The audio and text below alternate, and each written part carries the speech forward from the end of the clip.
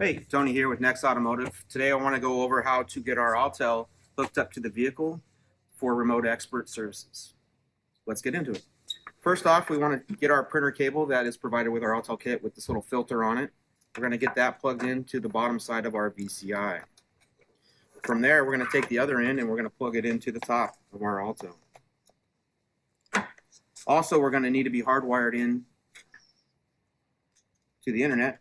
So we're going to take this little box that came with our Autel kit. We're going to hook it up to our internet cable, and we're also going to plug that in the top of our unit. Now that we got all that set up, we're going to get our VCI plugged in the car. And now that we got this hooked up to the car, we can see our green power light is now on our VCI. We can go ahead and turn the car on. We should start seeing these lights here flashing, letting us know we're getting communication with that.